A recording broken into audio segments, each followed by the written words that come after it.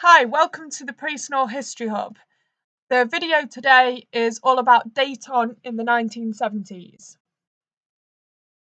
So, what actually is Détente? Détente emerged in the late 60s, early 70s due to the sheer threat of nuclear war that was evident during the Cuban Missile Crisis. Détente is a French word and it literally means a release from tension and is used to describe the easing of hostility between the two superpowers. They're basically them becoming more friendly with each other. The hotline set up after the Cuban Missile Crisis helped to speed up communications, and the Test Ban Treaty of 1963 showed the willingness of both powers to limit their use of nuclear weapons.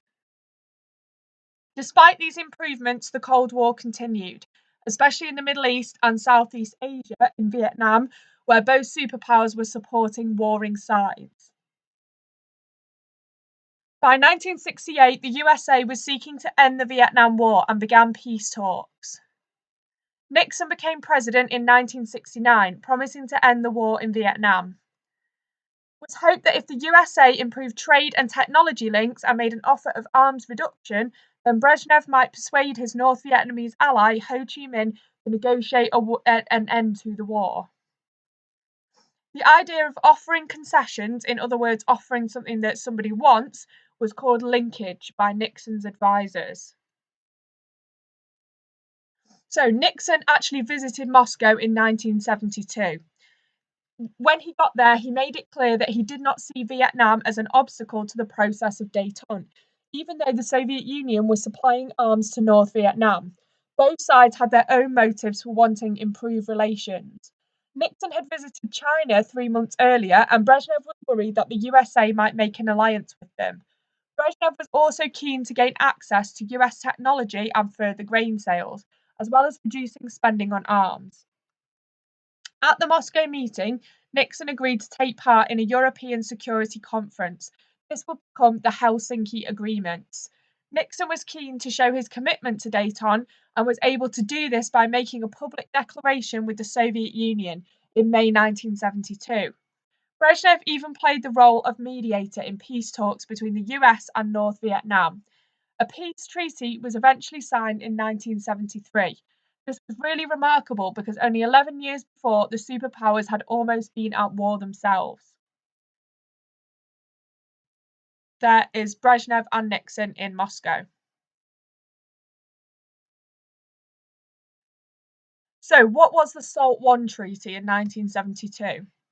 SALT I stands for Strategic Arms Limitation Talks 1 and was agreed in May 72. SALT I was seen as the first step in a long journey to reaching positive goals. However, because strategic bombers were not limited by this agreement and there was no restrictions on developing new weapons, some were disappointed with it. That said, the treaty was seen by many as a key piece in nuclear arms control. This is because the agreement was clear recognition of the fact that it was unthinkable for one side to develop more nuclear weapons than the other, as it could lead to the temptation of one using it over the other one. So, what were the actual agreements at SALT I? Anti-ballistic missile treaty, or ABM systems, allowed at only 2 sites, so each site to contain 100 missiles.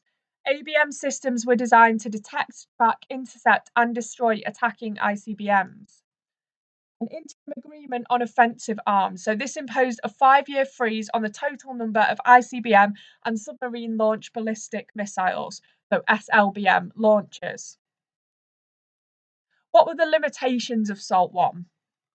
So the agreement did not limit the number of strategic bombers, so planes designed to bomb instant enemy targets, and the number of bombs that each side could have. There was also no restrictions on MIRVs, the multiple independently targetable re-entry vehicles. They were a ballistic missile with several warheads. And each side was allowed to use satellites to check that the other was not breaking the arms limits. So the Middle East and the Yom Kippur War in 1973. Optimism felt after SALT I was put to the test in October 1973 during the Arab-Israeli War, also known as the Yom Kippur War. Syria and Egypt, who were backed and armed by the Soviet Union, made surprise attacks on Israel, who were backed and armed by the USA. After the Israelis recovered from the attacks, they regained the lead and were sent replacement military equipment on orders of Nixon. Brezhnev put forward a plan. A joint USA-Soviet Union force would be on hand to save the Egyptian army from the Israelis. If USA refused, then the Soviet Union forces would go separately. Nixon did want to accept the offer and was angry at Brezhnev. So Nixon put all US forces, including nuclear strike groups, on alert. Instead, the US suggested that a UN peacekeeping force of non-nuclear countries intervene in the conflict. Brezhnev accepted, and the war ended on the 24th of October 1973. So Nixon visits Moscow again in 1974. Though relations weren't warm, Nixon visited Brezhnev in Moscow in July 74, and this is what they agreed on. They would continue to remove the danger of war, especially nuclear war, to limit and end the arms race in strategic warheads, so the objective was complete disarmament, which would be monitored, to relax tensions throughout the world, and to develop mutually beneficial cooperation in commercial, economic, scientific, technical, and cultural fields, to promote increased understanding and confidence between the people of both countries. The space link-up. There were some encouraging consequences of the Moscow meeting. On the 17th of July 1975, 3 US astronauts and 2 Soviet cosmonauts met up in space.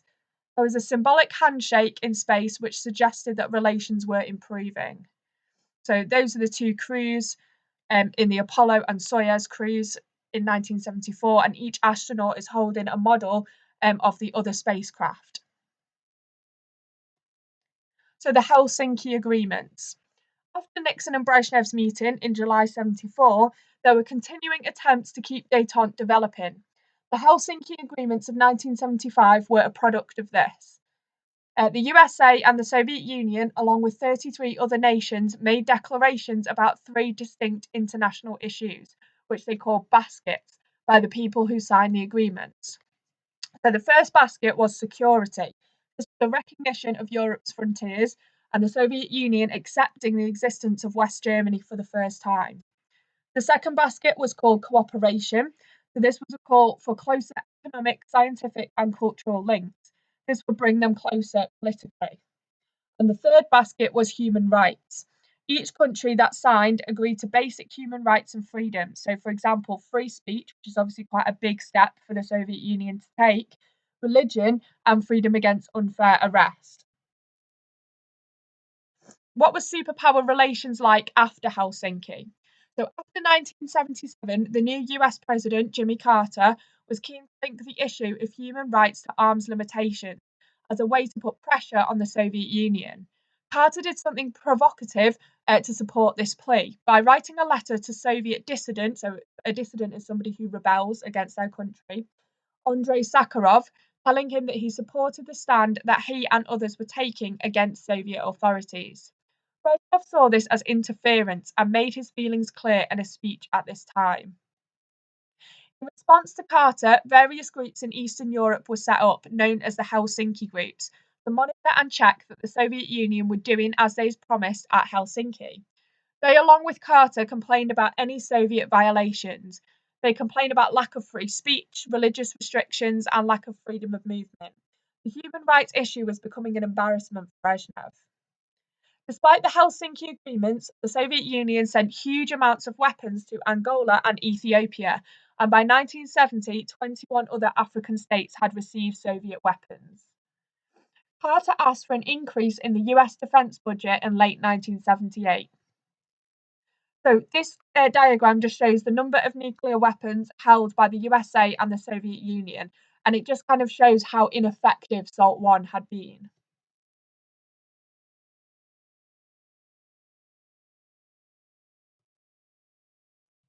So SALT II began in 1974, and the treaty was signed in June 1979 by America's new president, Jimmy Carter.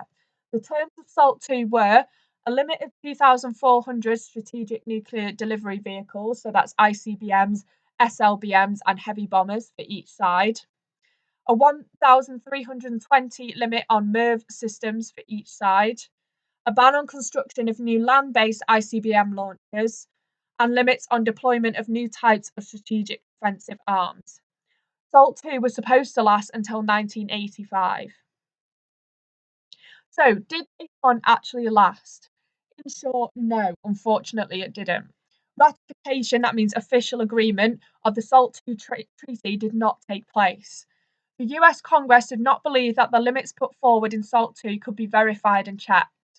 There was also renewed concern over 2,000 Soviet troops stationed in Cuba. And in late 1979, NATO decided to place long-range missiles in Europe again. Détente was under pressure, and its end came unexpectedly when the Soviet Union invaded Afghanistan on the 25th of December 1979. Many said that a second Cold War was starting. Thanks for listening. Don't forget to subscribe to the Personal History Hub, and the next video is going to be all about the Soviet invasion of Afghanistan.